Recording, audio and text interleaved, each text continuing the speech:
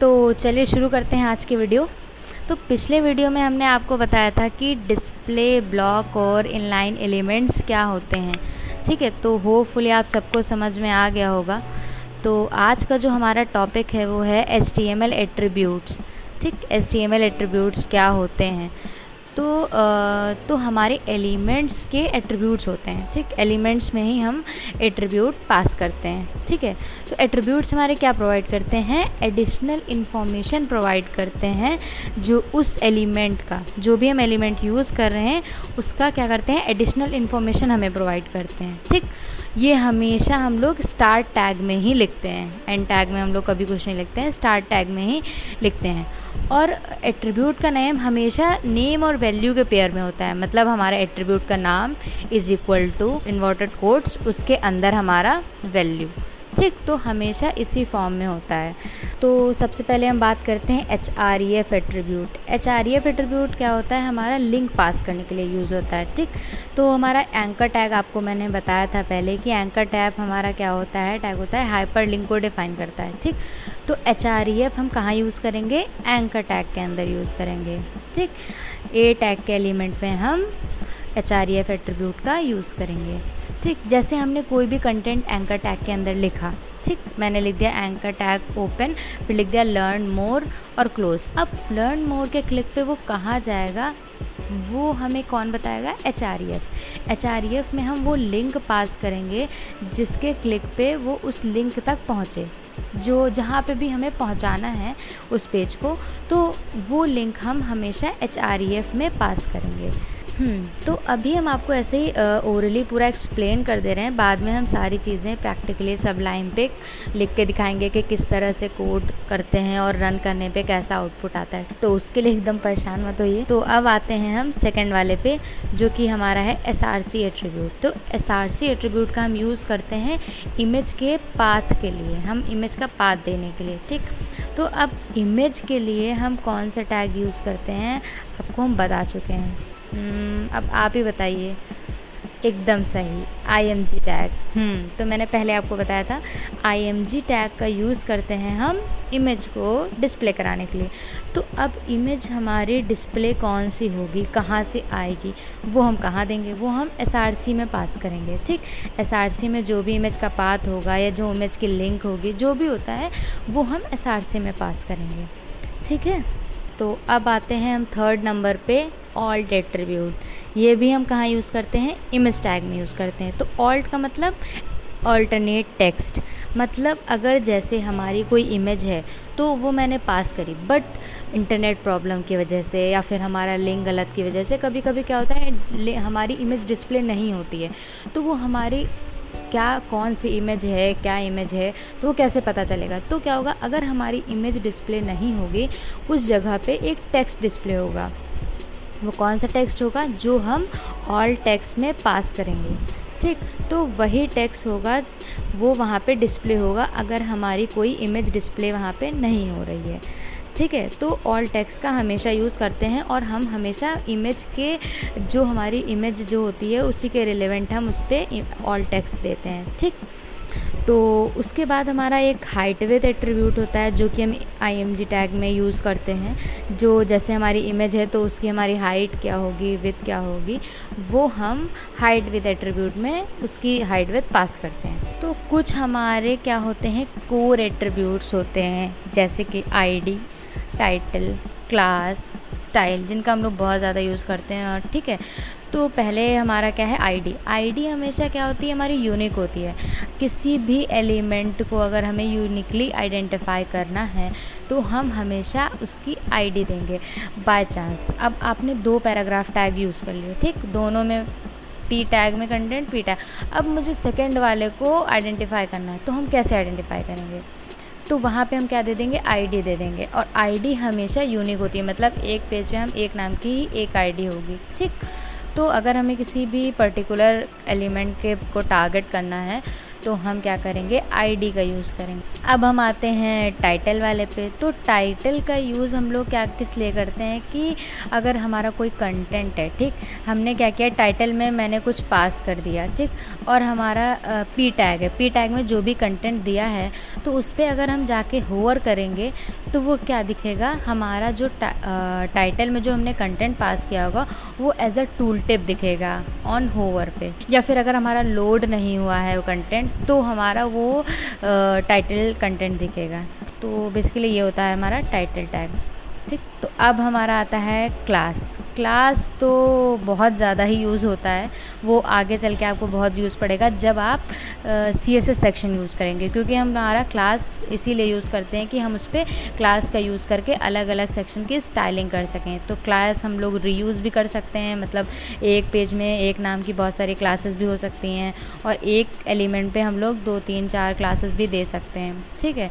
तो normal class वो अभी हम आपको आगे बताएंगे। फिर हमारा आता है स्टाइल।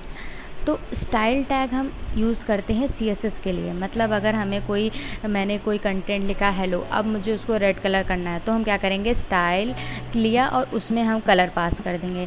हमें उसका बैकग्राउंड कलर, फॉन्ट साइज़ जो भी हो, जो भी हमें सेट करना है तो वो जो भी हम सेट करेंगे वो हम लोग स्टाइल टैग में यूज़ करेंगे, ठीक। तो बेसिकली वो CSS के लिए हम लोग स्टाइल टैग का यूज़ करते हैं। तो ये हमारे कुछ बेसिक एट्रीब्यूट्स हैं। ऐसे हमारे बहुत सारे एट्रीब्यूट्स होते हैं, जैसे कि टेबल हो गया, टेबल में तो हमारे बहुत अलग अलग एट्रीब्यूट होते हैं और ऐसे बहुत सारे एट्रीब्यूट होते हैं। तो ये हमारे कौन से मेन एट्रीब्यूट हैं जो हम लोग रेगुलर यूज़ करते हैं और बेसिक लेवल पे तो बहुत ज़्यादा यूज़ करते हैं। तो धीरे धीरे आप जैसे ही करते जाएंगे, जैसे जैसे डिज़ाइन लेवल होगा तो आपको समझ में आता जाएगा। तो बाकी प्रैक्टिस से भी आ जाता है और बाकी कुछ क्वेरी होती है तो आप मुझसे पूछिए, ठीक। तो चलिए अब आपको ये सारी चीज़ें रन करके दिखाते हैं प्रैक्टिकली। तो चलिए आपको सारे एट्रीब्यूट जो हैं हम आपको प्रैक्टिकली करके दिखाते हैं, ठीक।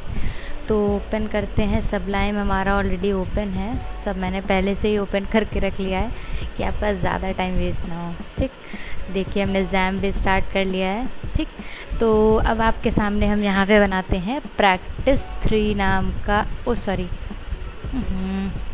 मैं जाती हूँ यहाँ पे, मैंने यहाँ पे देखो practice 3 नाम का एक फ़ोल्डर बनाते हैं। ये मैंने लिखा practice 3, ठीक। अब हम आएंगे सबलाइम पे, यहाँ पे हम क्या करेंगे, एक फ़ाइल बना लेंगे जैसे हम हमेशा बनाते हैं। यहाँ पे किया index.html, ठीक। अब ये मैंने फ़ाइल बना ली, ठीक। अब हम यहाँ पे लिखते हैं HTML और टैब, ये हमने एंटर कर दिया, ठीक। अब हम यहाँ पे लिखते हैं बॉडी के अंदर, शुरू करते हैं आपको एक एक टैग के नाम सारे चीज़ों लिख के दिखाने, ठीक। तो सबसे पहला हमारा हमने href टैग बताया था, जो कि मैंने बताया था कि हम किस में यूज़ करते हैं, करेक्ट, एंकर टैग में यूज़ करते हैं। तो हम सबसे पहले ए टैग लिख लेते हैं नॉर्मली, ठीक। ये बंद हो गया, ओपन और स्टार्ट और एंड। हमने क्या बताया था कि हम हमेशा एट्रीब्यूट स्टार्ट टैग में ही लिखेंगे, ठीक। तो अब हम यहाँ पे स्पेस देते हैं और मैंने क्या बताया था आपको कि किस उसमें लिखते हैं, name is equal to value, मतलब हमारा एट्रीब्यूट का जो नाम होगा इज़ इक्वल टू ब्रैकेट्स के अंदर हमारा वैल्यू होगा, ठीक। तो हमारा नेम क्या है एट्रीब्यूट का, href is equal to double quotes. अब इसके अंदर हमारी वैल्यू जाएगी, दैट मीन्स हम जो भी यहाँ पे पास करेंगे, ठीक। मैंने क्या बताया था आपको, href किस लिए यूज़ करते हैं, लिंक पास करने के लिए, ठीक। तो मैंने यहाँ पे लिखा LEARN लर्न मोर, ठीक, लर्न मोर। अब मैंने यहाँ पे डाल दिया जैसे मैं रुकिए आपको लाइव दिखाती हूँ। मैंने ये गूगल पे गई, ओपन होता है, मैंने यहाँ पे डाला google.com, ठीक। ओह शिट, मेरा तो इंटरनेट ही नहीं चल रहा, मैं आपको वाईफाई ऑन करके दिखाती हूँ। हाँ, ये मैंने क्लिक किया, नेट तो मेरा स्लो भी है आई थिंक थोड़ा सा, ठीक। अब मैं एक एग्ज़ाम्पल के उसमें दिखा रही हूँ। मैंने ये लिंक कॉपी करी और यहाँ पे मैंने पेस्ट कर दी, ठीक। ये मैंने पेस्ट कर दी। अब हम इसको राइट क्लिक करेंगे, ओपन इन ब्राउज़र। यहाँ से मैंने htdoc से हटा के लोकल होस्ट खोल लिया हमारा, क्योंकि XAMPP ऑलरेडी ओपन है, ठीक। तो अब हम इस पर क्लिक करेंगे, देखा हम कहाँ पहुँच गए, google.com पे। ठीक, तो यहाँ पे हम जहाँ पे मुझे लर्न मोर के क्लिक पे पहुँचाना है वहाँ पे हम क्या करेंगे, ये वाली जो भी जहाँ पे पहुँचाना है वहाँ वो वाली लिंक हम href में पास कर देंगे। तो अब हम आते हैं सेकंड वाले पे, img जो हमारा है src टैग, वो जो मैंने आपको बताया था हम किस में यूज़ करते हैं, img टैग में। ठीक, img टैग का हम क्लोज टैग नहीं करेंगे क्योंकि ये हमारा सेल्फ क्लोजिंग टैग होता है, तो हम इसमें स्लैश लगाते हैं एंड में। ठीक, अब यहाँ पे हम लिखते हैं src इज़ इक्वल टू ये। ठीक, अब यहाँ पे मैं इमेज पास करती हूँ। यहाँ पे देखिए मैंने एक इमेज ऑलरेडी रख रखी है, ये देखिए आप लोगों के लिए। ठीक, अब यहाँ पे मैं इमेज का नाम पास कर देती हूँ, image.png। ठीक, अब हम इसको रन करके दिखाते हैं फटाक से। ये देखिए हमारी कितनी भयानक इमेज आ गई। ठीक है, इमेज आ गई क्योंकि अभी मैंने कुछ इसमें हाइड विथ कुछ पास नहीं किया। ठीक, तो अब हम दूसरा क्या था हमारा, ऑल्ट। अब हम ऑल्ट एट्रीब्यूट पास करते हैं इज़ इक्वल टू, यहाँ पे मैंने पास किया बैनर इमेज। ठीक, अब मैं इसको ज़रा यहाँ पे नाम गलत कर देती हूँ वरना फिर आपको पता नहीं चलेगा, JPG कर दिया मैंने। ठीक, अब हम आते हैं रिफ़्रेश करते हैं, देख रहे हैं हमारी इमेज नहीं आई तो ये हमारा ऑल्ट टेक्स्ट आ गया। ठीक, अब हम इसको सही कर देते हैं पहले तो। अब यहाँ पे उसके बाद मैंने आपको बताया था एक हाइट विद हमारा एट्रीब्यूट होता है जो कि हम img टैग में यूज़ करते हैं। तो यहाँ पे हम पास करते हैं विद 100%। ठीक, तो अभी देखेंगे इमेज हमारी कैसी आएगी। ये देखिए हमारी इमेज सही हो गई, जितना ओरिजिनल साइज़ है उतना आ गई। ठीक, हाइट हमेशा हम 100% रखेंगे क्योंकि या तो फिर हमें एग्जैक्ट वैल्यू पता हो कि क्या है, क्योंकि वरना हमारा ऐसा होता है कि इमेज की हाइट अगर हमारी कम है और विड्थ ज़्यादा है तो विड्थ हम एडजस्ट करेंगे, तो हाइट अगर हम 100% करेंगे तो ऑटो एडजस्ट कर लेगी। ठीक, तो ये हमारा इमेज ये पूरा हो गया। ठीक है, तो ये हमारे पूरा गया। अब मैंने कुछ कोर एट्रीब्यूट्स की बात करी थी जिसमें कि हमारा आया था क्या बोलते हैं उसका, आईडी, टाइटल, क्लास, स्टाइल। ठीक, तो आईडी हमने बोला था यूनिकली आइडेंटिफाई करने के लिए किसी भी एलिमेंट को, तब हम आईडी यूज़ करते हैं। तो जैसे मैंने लिया पी टैग, पी को क्लोज़ किया। ठीक, यहाँ पे मैंने लिखा लोरेम इप्सम। ठीक, अब मैंने यहाँ पे बस इतना ही लिख दिया। यहाँ पे अब ये भी मैंने सेम लिखा और मैंने उठाया, इसको कॉपी किया, यहाँ पे लिख दिया। अब आपको कैसे पता, अब मुझे इसको आइडेंटिफाई करना है तो आप कैसे आइडेंटिफाई करेंगे, तो इसको हम अलग से आइडेंटिफाई करने के लिए ये हमारा attribute name is equal to value. Value हमारी क्या होगी, आप कुछ भी दे सकते हैं। ठीक है, पैराग्राफ ही दे दिया आपने, पैराग्राफ। ठीक, ये हमारा हो गया। अब हम बात करते हैं कौन से, टाइटल वाले की। ठीक, तो टाइटल अब हम यहाँ पे दे देते हैं, पी पहले वाला ही यूज़ कर लेते हैं। यहाँ पे मैंने लिखा TITLE, title is equal to, अब यहाँ पे हम हेलो पास कर देते हैं। ठीक, अब इसको हम रन करके देखते हैं, इसमें नहीं यहाँ पे हम रिफ़्रेश करते हैं तो पहले वाले में मैंने टाइटल पास किया था, तो देखिए इस पर अगर हम होवर कर रहे हैं तो हमारा हेलो लिख के आ रहा है एज अ टूल टिप। ठीक, तो यहाँ पे हमने आपको बता दिया कि टाइटल किस तरह से दिखता है। ठीक है, अब हम आते हैं क्लास पे।